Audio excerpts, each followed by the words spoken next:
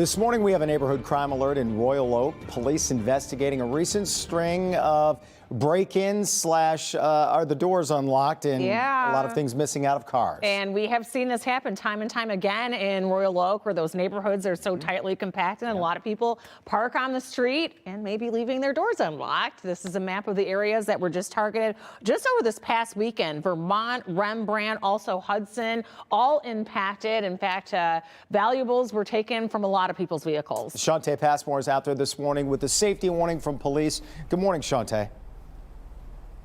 Good morning. You know, it's really no secret. The bad guys are always looking for an opportunity to commit a crime. And this morning, Royal Oak Police is saying, don't give them a reason to. Instead, lock your car.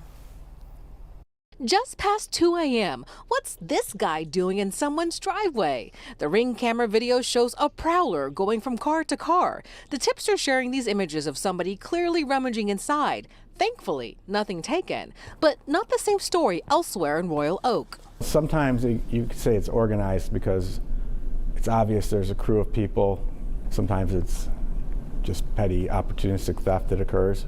Royal Oak Police shares how in the overnight hours of November 15th, it received multiple reports of stolen items out of cars.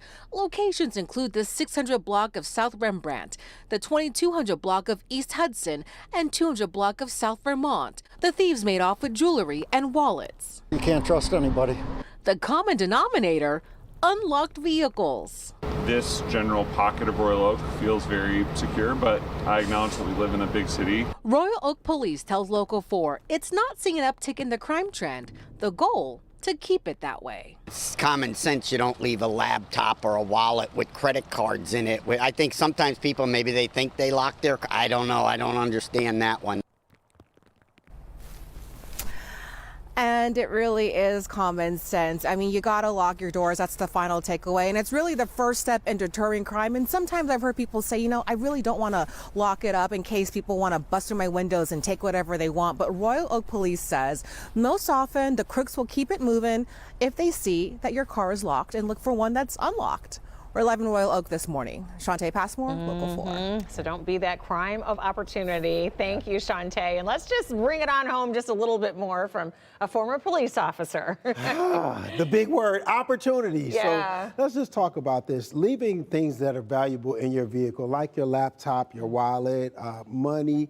You know, there's a trick that I use to try to remember my own stuff. A lot of new cars have key fobs. And so if you have something valuable, your laptop, your wallet, or something like that, put your key fob on top of it, maybe even beneath it. So you know you got to get out of the car, grab your stuff, and that way you remember to get your stuff. But we can't stress enough, lock your door. And one of the other things is some people have key fobs where once you leave the vehicle, the car locks automatically.